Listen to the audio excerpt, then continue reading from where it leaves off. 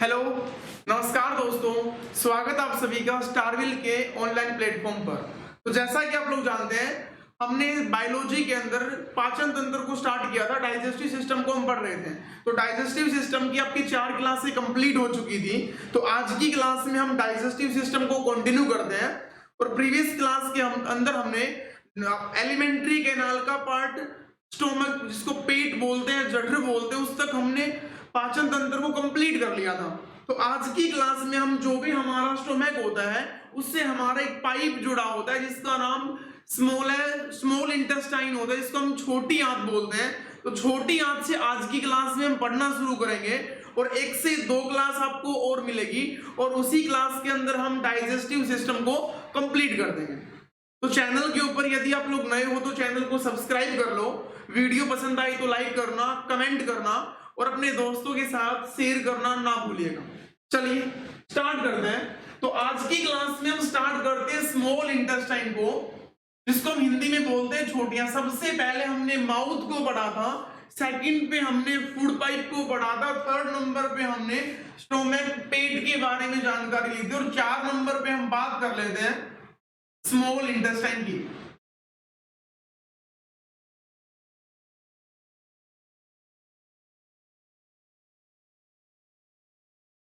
चीजों को ध्यान से समझने की कोशिश करना। स्मॉल इंटेस्टाइन की बात करते हैं जिसे हम बोल देते हैं छोटी आंत।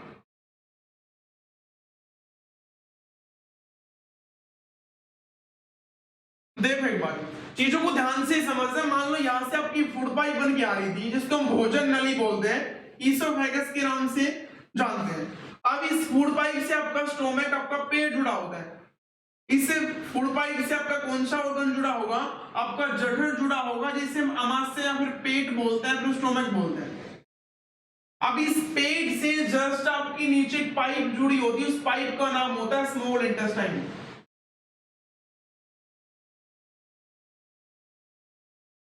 ऐसे रफ सा डायग्राम बना लेते हैं। चीजों को ध्यान से समझने की कोशिश करना।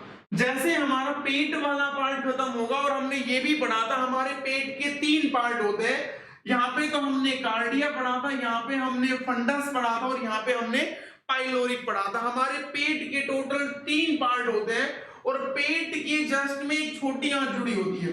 जैसे ही पेट के अंदर भोजन का डाइजेशन, पाचन हुआ होगा, जैसे ही पेट के अंदर भोजन पचने के बाद वो भोजन कौन सी आंत में जाएगा? छोटी आंत में जाएगा, स्मॉल इंटेस्टाइन में जाएगा। जैसे ही स्मॉल इंटेस्टाइन का डाइजेशन फिनिश होगा ना, इस स्मॉल इंटेस्टाइन से कौन सी आंत हमारी जुड़ जाएगी? बड़ी आंत हमारी जुड़ जाएगी। इस स्मॉल इंटेस्टाइन के साथ में हमारी कौन सी आंत जुड़ेगी?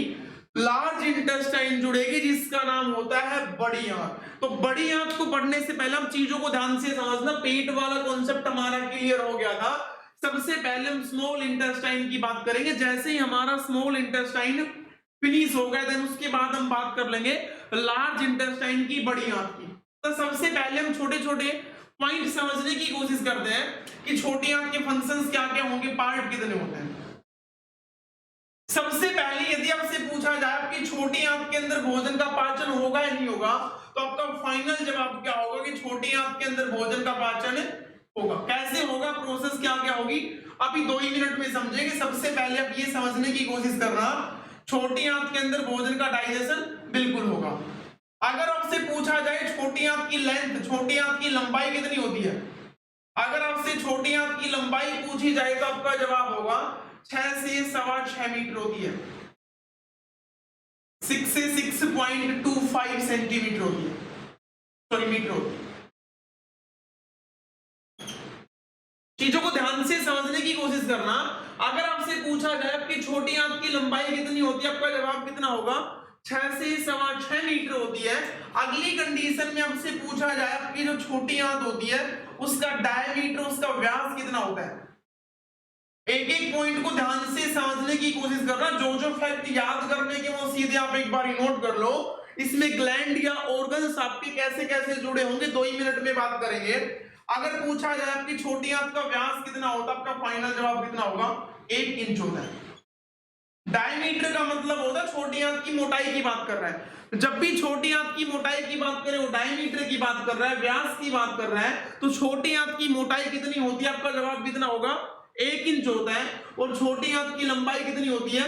6 से 6.25 मीटर होती है। अगर आपसे पूछा जाए छोटी आंत का व्यास यदि 1 इंच होता है, तो बड़ी आंत का व्यास पूछा जाए तो बड़ी आंत में बात करेंगे। अगर बड़ी आंत की लंबाई पूछी जाए, इससे जस्ट बाद में बड़ी आंत को पढ़ेंगे तो उसमें डील कर लेंगे।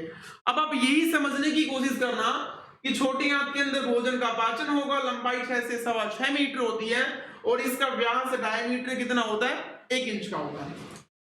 अब समझना, इस छोटी आंत को कितने पार्ट के अंदर डिवाइड किया गया था? इस छोटी आंत के टोटल मिला के 3 पार्ट होते हैं, कुल 3 भाग होते हैं।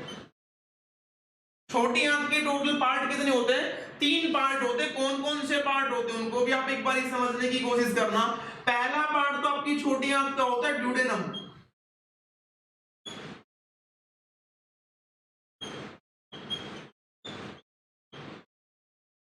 छोटी आंत का पहला पार्ट कौन सा होता है? ड्यूडेनम होता है। छोटी आंत का दूसरा भाग कौन सा होता है? जेजुनम होता है।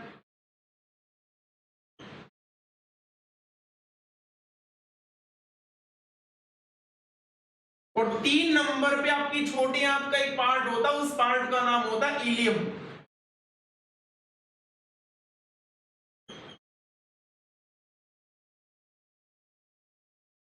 जरा चीजों के ऊपर एक बार गौर फरमाना। अगर आपसे पूछा जाए आपकी छोटी आंत है, उसके छोटी आंत को टोटल कितने पार्ट में डिवाइड किया गया था, तो आपका जवाब कितना होगा? छोटी आंत के टोटल 3 पार्ट होते हैं। फर्स्ट ऑफ ऑल पे आपको पढ़ना पड़ेगा ड्यूडेनम का, नंबर 2 पे हम बात करेंगे जेजुनम की, और नंबर 3 पे किसकी बात करेंगे? इलियम की बात करेंगे। तो इसी बेस के ऊपर छोटी आंत 3 पार्ट में डिवाइड होती है। अब इन तीनों ही पार्ट के अलग अलग फंक्शंस क्या क्या होंगे उनके बारे में समझते हैं। देखना, इसी डायग्राम के ऊपर एक बार दिमाग लगाना। जैसे ही आपका पेट खत्म होगा, कौन सी आंत जुड़ी होगी? छोटी आंत जुड़ी होगी। जैसे ही आपका पेट वाला पार्ट खत्म होगा, कार्डिया फंडस पाइलोरिक, लास्ट वाला पाइलोरिक होता है। जैसे ही आपके जठर वाला पार्ट खत्म होगा, उससे आपकी कौन सी आंत जुड़ी होगी? छोटी आंत जुड़ी होगी। तो छोटी आंत का ये वाला भाग तो कौन सा होता है? ड्यूडेनम होता है। 3 पार्ट में डिवाइड होती है, आप ऐसे अज्यूम कर लो। पहला पार्ट ड्यूडेनम होता है, दूसरा पार्ट कौन सा होता है? जेजुनम। और 3 नंबर पे आपकी छोटी आंत का पार्ट होता है, उसका नाम क्या होता है? इलियम। छोटी आंत के आपसे पूछे जाए छोटी आंत को टोटल कितने पार्ट में डिवाइड किया गया था, तो आपका फाइनल जवाब कितना होगा? 3 पार्ट के अंदर डिवाइड किया गया था। वो ये भी पूछ ले कि ड्यूडेनम छोटी आंत का पार्ट होता है बड़ी आंत का, आपका जवाब क्या होगा? छोटी आंत का होता है। इलियम कौन सी आंत का पार्ट होता है? छोटी आंत का होता है। जेजुनम कौन सी आंत का पार्ट होता है? छोटी आंत का ही पार्ट होता है। अब चीजों को ध्यान से समझना। अगर आपसे पूछा जाए पेट से और छोटी आंत का जो जुड़ने वाला भाग होता है, उस छोटी आंत के भाग का नाम क्या होता है? आपका जवाब कौन सा होगा? ड्यूडेनम होगा। और यहाँ पर बड़ी आंत जुड़ी होगी, तो बड़ी आंत छोटी आंत के कौन से भाग से जुड़ी होती है? इलियम भाग से जुड़ी होती है। अब हम डिटेल में बात कर लेते हैं छोटी आंत के अंदर भोजन का पाचन कैसे होगा। तो आप इतना एक बार नोट करो, थोड़ा सा स्पेस कम है हमारे पास। अब ये जानना कि छोटी आंत में भोजन का पाचन होगा। छोटी आंत की लंबाई 6 से 6.25 मीटर होगी। छोटी आंत की मोटाई व्यास 1 इंच होता है। 3 पार्ट होते हैं, ड्यूडेनम, जेजुनम, इलियम। अब समझते हैं, एक बार इसका स्क्रीनशॉट ले लो।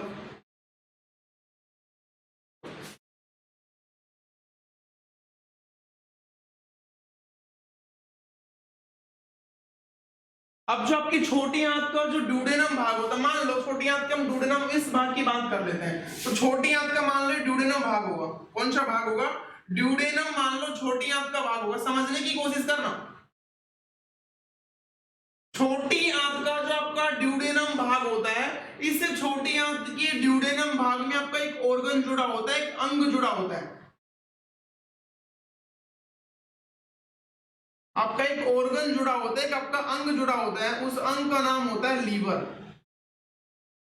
और यहां पर एक दूसरा ऑर्गन जुड़ा होता है जो लीफ के आकार का होता है, पत्ती के आकार का होता है, उसका नाम होता है पेनक्रियाज। चीजों को ध्यान से समझने की कोशिश करना। जो छोटी आंत होती है उसका जो फर्स्ट पार्ट होता है जिसका नाम ड्यूडेनम होता है, उस ड्यूडेनम भाग में टोटल कितने ऑर्गन, कितने अंग जुड़े होते हैं? 2 अंग जुड़े होते हैं। पहला तो आपका लीवर होता है, दूसरा आपका पेनक्रियाज होता है। और आपने फर्स्ट में ये भी पढ़ा होगा, हमारे शरीर की सबसे बड़ी बहिस्रावी ग्रंथि कौन सी होती है? लीवर। अगर बहिस्रावी ग्रंथि लीवर होती तो भोजन का पाचन तो करवाएगी ना? बिल्कुल करवाएगी। और हमारे शरीर की एकमात्र मिश्रित ग्रंथि कौन सी होती है? पेनक्रियाज होती है, जिसका नाम अग्नाशय होता है। तो इस ऑर्गन का नाम तो क्या होता है? लीवर होता है, जिसको हम यकृत बोलते हैं। और जो आपका ये वाला ऑर्गन होता है, इसका नाम पेनक्रियाज होता है, जिसको हम अग्नाशय बोलते हैं। छोटी आंत के ड्यूडेनम भाग में 2 अंग जुड़े होते हैं। पहला तो लीवर होता है, सेकंड आपका पेनक्रियाज अग्नाशय होता है। अब लीवर जिस भी पाइप के थ्रू जुड़ा होता है ना, उस पाइप के अंदर आपका एक छोटा सा ऑर्गन और लगा होता है, एक थैली के आकार का। एक थैली के आकार का आपका एक ऑर्गन जुड़ा होगा, जिस पाइप से, जिस डक्ट से, जिस नली से आपका लीवर ड्यूडेनम भाग से जुड़ा होगा, उसी डक्ट के अंदर एक छोटा सा थैलीनुमा आकार का एक अंग जुड़ा होता है। उसका नाम क्या होता है? उसको पित्त की थैली बोलते हैं, इसका नाम गोल ब्लैडर होता है। इनके फंक्शंस क्या क्या होंगे अभी बात कर लेते हैं इनकी। पित्त की थैली समझने की कोशिश करना। आपका लीवर होता है, जिस भी डक्ट के थ्रू जुड़ा होता है, उसी डक्ट, उसी नली के अंदर एक छोटा सा अंग जुड़ा होता है, उसका नाम क्या होता है? गोल ब्लैडर होता है, जिसका नाम पित्त की थैली होता है। अब इसका काम क्या क्या होगा वो समझना। हमारा जो लीवर होता है ना, उस लीवर का, उस यकृत का एक फंक्शन होता है, वो क्या बनाता है? जूस बनाता है, एक रस बनाता है। क्या बनाता है? क्योंकि एक्सोक्राइन ग्लैंड होती है, वो एक जूस बनाती है, एक रस बनाती है। उस रस का नाम होता है, उस रस का नाम होता है, अगर आपसे पूछा जाए, अगर वो रस बनाएगा तो लीवर, लेकिन वो रस बनने के बाद स्टोर करने की बात करें, वो आगे स्टोर कहां पे होगा? पित्त की थैली के अंदर होगा। तो रस यदि लीवर बना देगा, तो उस रस का यदि आपसे नाम पूछे तो उसका नाम होता है पित्तरस। कौन सा रस बनेगा? पित्तरस बनेगा, जिसका नाम होता है बाइल जूस। चीजों को ध्यान से समझना। हमारा जो लीवर होता है, उसके फंक्शंस क्या क्या होते हैं? जैसे ही छोटी आंत के ड्यूडेनम भाग से आपका लीवर जुड़ा होगा, उस लीवर की नली से एक अंग जुड़ा होता है, उस अंग का नाम होता है गोल ब्लैडर, पित्त की थैली होता है। अब लीवर का काम क्या होता है? लीवर एक जूस बनाएगा, एक रस बनाएगा। उस रस का नाम क्या होता है? बाइल जूस होता है। हिंदी में क्या बोलते हैं? पित्तरस बोलते हैं। जो हमारा लीवर होता है, वो 24 घंटे के अंदर, एक दिन के अंदर 700 से 800 ml क्या बनाता रहता है? 700 से 800 ml 24 घंटे के अंदर पित्तरस बना देगा, बाइल जूस बना देगा। अब बाइल जूस क्या काम करेगा? भोजन का पाचन करवाएगा, क्योंकि हमने पढ़ा था जूस और एंजाइम होते भोजन का पाचन करवाने में हेल्पफुल होते हैं। तो जैसे ही हमारे लीवर ने कौन सा रस बनाया होगा? पित्तरस बनाया होगा। जैसे ही पित्तरस बना होगा, वो भोजन का पाचन करने के लिए कहां पे ट्रांसफर होगा? छोटी आंत में भोजन आया होगा पेट से, तो जैसे ही वो रस आपका बना होगा, लीवर उसे छोटी आंत के कौन से भाग में ट्रांसफर कर देगा? ड्यूडेनम भाग में ट्रांसफर कर देगा। जैसे जैसे आपका पित्तरस ज्यादा अमाउंट के अंदर बनेगा ना, उस पित्तरस को लीवर किसके पास भेज देगा? गोल ब्लैडर के पास भेज देगा, पित्त की थैली के पास भेज देगा। तो पित्त की थैली का काम क्या होता है? जैसे ही हमारे लीवर ने पित्तरस ज्यादा बनाया होगा, उस रस को स्टोर करने का काम किसका होता है? गोल ब्लैडर का होता है, पित्त की थैली का होता है। लीवर ने पित्तरस बनाया होगा, ज्यादा अमाउंट में होने के बाद वो स्टोर कौन करेगा? गोल ब्लैडर करेगा। लेकिन वो जो पित्तरस है, भोजन का पाचन करवाने के लिए उस नली के थ्रू कहां पे पहुंच जाएगा? ड्यूडेनम भाग में पहुंच जाएगा। किसने पहुंचेगा? ड्यूडेनम भाग में पहुंच जाएगा। ड्यूडेनम किसका भाग होता है? छोटी आंत का पार्ट होता है। अब उसी ड्यूडेनम भाग में कौन सा अंग जुड़ा होगा? आपका पेनक्रियाज जुड़ा होगा, अग्नाशय जुड़ा होगा। तो आपको यहां से याद क्या क्या करना पड़ेगा? छोटी आंत के टोटल कितने भाग होते हैं? 3 भाग होते हैं। पहला तो ड्यूडेनम होता है, दूसरा जेजुनम होता है, तीसरा आपका इलियम होता है। अब छोटी आंत के कौन से भाग से हमारा लीवर जुड़ा होगा? ड्यूडेनम से। छोटी आंत के कौन से भाग से पेनक्रियाज होगा? ड्यूडेनम से। लीवर छोटी आंत में होता है, बड़ी आंत में? छोटी आंत में होता है। अग्नाशय छोटी आंत में होता है। पित्तरस कौन सा अंग बनाएगा? लीवर बनाएगा। ज्यादा बनने पर स्टोर कहां पे करना पड़ेगा? गोल ब्लैडर के अंदर करेगा। अब लीवर पितरस बना देगा, उसे कहां पे ट्रांसफर करेगा? छोटी आंत के डुडेनम भाग में। तो जैसे ही डुडेनम भाग में पितरस आएगा, भोजन का क्या करवा देगा? पाचन करवाएगा। अब कौन से भोजन का पाचन करवाएगा उसके बारे में पढ़ेंगे, इतना आपको समझ आ गया होगा। पितरस का पीएच कितना होता है, लीवर के बारे में अभी थोड़ी सी जानकारी लेते हैं, समझो। अब आपको समझना क्या पड़ेगा, ड्यूडेनम पार्ट में जैसे ही आपका पितरस आ गया होगा ना, वो भोजन का पाचन तो करवाएगा, और तीन ही टाइप के न्यूट्रिएंट का आपकी बॉडी पाचन करती है, डाइजेशन करती है। पहले टाइप का तो कौन सा होता है? कार्ब्स होता है, इसको हम कार्बोहाइड्रेट शर्करा बोलते हैं। नंबर 2 पे आपके प्रोटीन्स होते हैं। नंबर 3 पे क्या होते हैं? फैट होती है, वसा होती है। इन तीन ही टाइप के न्यूट्रिएंट का पाचन करवाती है हमारी बॉडी। ना तो विटामिन का पाचन होता है, ना ही खनिज पदार्थों का पाचन होता है। अब समझने की कोशिश करना, लीवर के बारे में समझते हैं। छोटी आंत का हमने डुडेनम वाला पार्ट तो समझ लिया होगा। अब हमारा जो लीवर होता है, समझना पाचन कैसे कैसे करेगा लीवर, उसके बारे में समझना एक बार। अब जो हमारा लीवर होता है, सबसे पहले तो आपसे पूछा जाएगा लीवर के बारे में स्टडी करना, स्टडी ऑफ लीवर। लीवर भी आ गया, उसके अंदर पैनक्रियाज भी आ गया। लीवर के बारे में पढ़ाई करना क्या कहलाता है? आपका जवाब क्या होगा? हिपैटोलॉजी।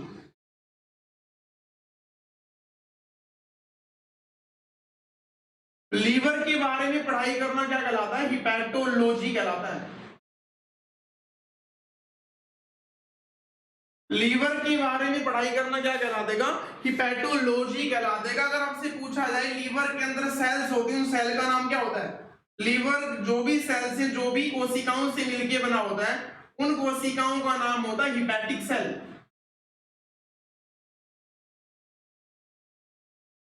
कौन सी सेल होती है?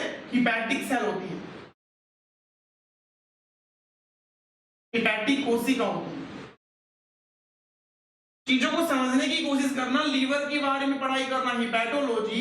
लीवर कौन सी कोशिकाओं से मिलकर बना होता है? हिपैटिक कोशिकाओं से मिलकर बना होता है। ऐसा माना जाता है हमारा लीवर यदि हिपैटिक कोशिकाओं से मिलकर बना होता है, तो लीवर की कोशिका भी कौन सी है?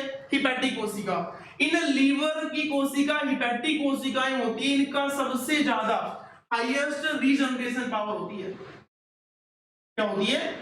हाईएस्ट रीजनरेशन पावर होती है।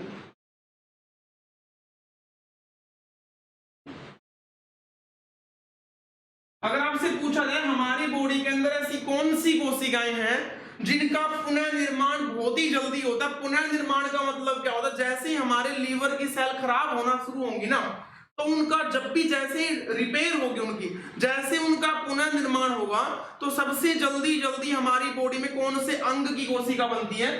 लीवर की कोशिका बनती है। मान लो लीवर की सेल खराब है, तो लीवर की सेल बहुत जल्दी टाइम के अंदर रिकवर हो जाती है। इनका पुनर्निर्माण क्या है? बहुत ही जल्दी होता है। लीवर की सेल का पुनर्निर्माण क्या होगा?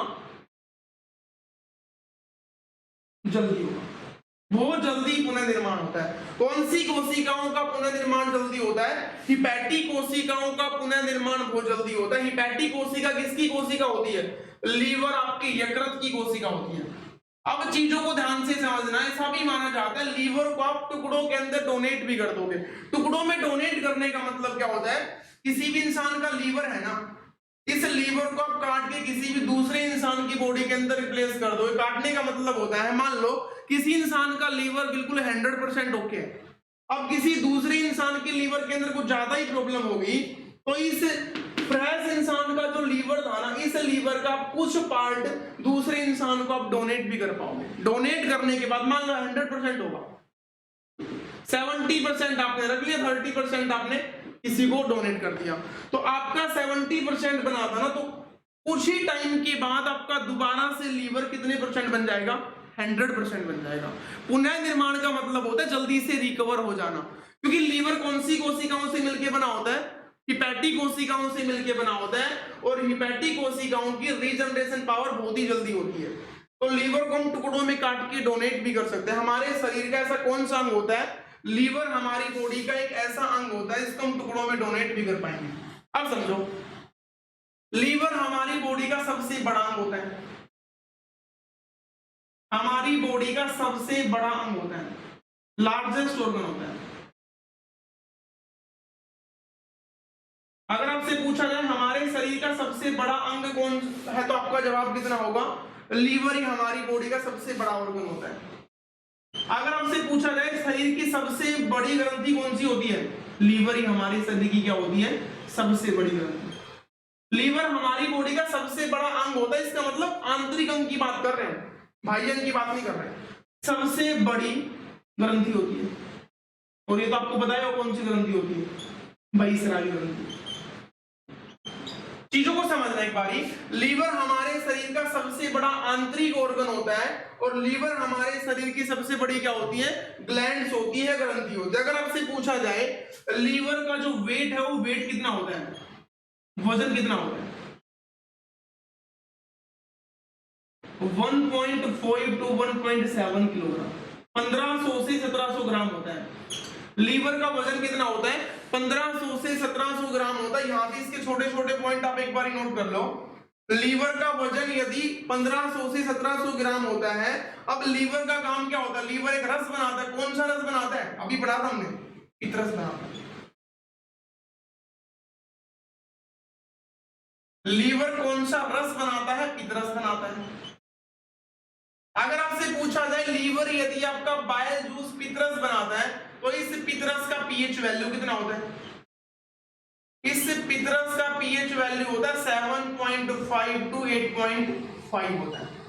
अब 7 से ऊपर मिलेगा आपको, उसका नेचर कैसा मिलेगा, बेसिक नेचर का मिलेगा आपको। तो पित्तरस का पीएच वैल्यू 7.5 to 8.5 के बीच में लाई करेगी। अगर आपसे पूछा जाए पित्तरस जो आपका होता है उसका रंग कैसा होता है, पित्तरस का रंग कैसा होता है, पीला रंग ना बोल के आप कैसा रंग बोलोगे, हरा रंग होता है।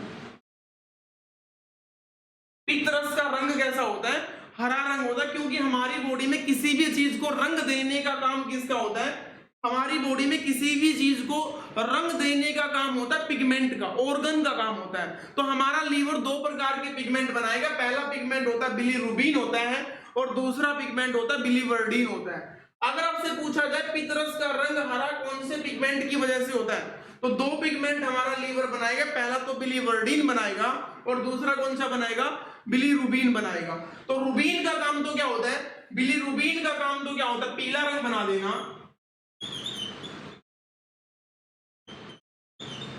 एक तो बिलीरुबिन पिगमेंट बनाएगा और दूसरा पिगमेंट कौन सा बनाएगा, बिलीवर्डिन।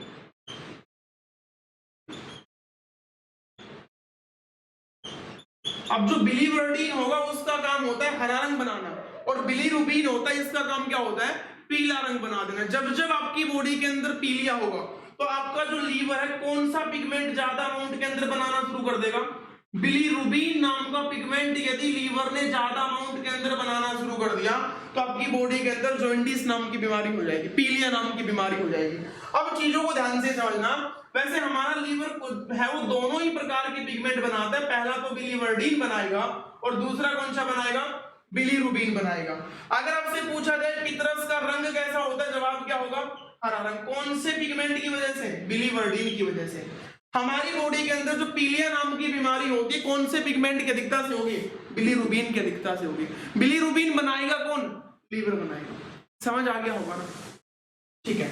अब ड्यूडेनम भाग के अंदर जैसे ही भोजन पहुंचा होगा तो उस भोजन का पाचन करवाने के लिए लीवर ने कौन सा रस भेजा होगा, पित्तरस भेजा होगा। तो कार्बोहाइड्रेट्स का पाचन भी हमने पढ़ लिया था, प्रोटीन का पाचन भी पढ़ लिया था। प्रोटीन का भी आंशिक रूप से बढ़ा था, कार्बोहाइड्रेट्स का भी आंशिक रूप से बढ़ा था। अब हम बात कर लेते हैं छोटी आंत के अंदर हमने क्या खाया होगा, जैसे ही मुख से हमारा फैट आया होगा, वसा आई होगी। इस वसा का पाचन सबसे पहले कहां पे शुरू होगा, छोटी आंत के अंदर शुरू होगा, और छोटी आंत की कौन से भाग में होगा, ड्यूडेनम भाग में होगा। कौन सा रस करवा देगा, पित्तरस करवा देगा।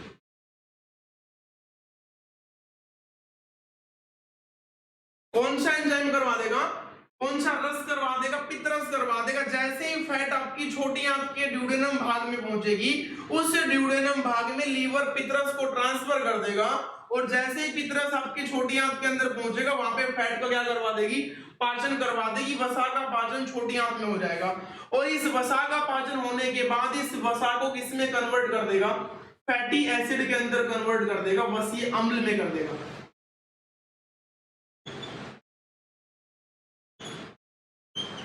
जिसको हम हिंदी में बोलते हैं वसीय अम्ल।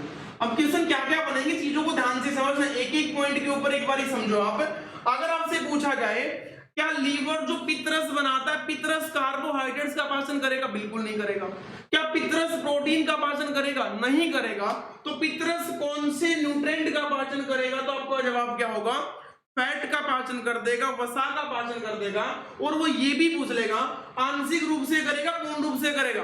आपका जवाब होगा आंशिक रूप से करेगा, पार्शली डाइजेशन करेगा, अप्रोक्सीमेशन मान लो 90% कर देगा। अब जैसे ही आपके फैट का आंशिक रूप से पाचन होगा, फैट किसमें कन्वर्ट हो जाएगी? फैटी एसिड के अंदर कन्वर्ट हो जाएगी, जिसका नाम क्या होता है? वसीय अम्ल होता है। अब जैसे ही फैट आपकी वसीय अम्ल के अंदर कन्वर्ट हो जाएगी, कौन सा रस करवा देगा? पित्तरस कन्वर्ट करवा देगा उसे। तो फैट का सबसे पहले पाचन कौन सा रस करवाएगा? पित्तरस करवाएगा। लीवर का यही फंक्शन होता है। लीवर क्या काम करवाएगा? वसा का पाचन करवाएगा। समझ आ गया होगा? अब इस ड्यूडेनम भाग में वसा का पाचन होगा, पेट में पाचन होगा, छोटी आंत के ड्यूडेनम भाग के अंदर होगा। आई होप आपको लीवर के बारे में छोटे छोटे कॉन्सेप्ट समझ आ गए। एक बार या किसी नोट कर लो, उसके बाद हम पेनक्रियाज की बात करेंगे। नोट करो एक बार।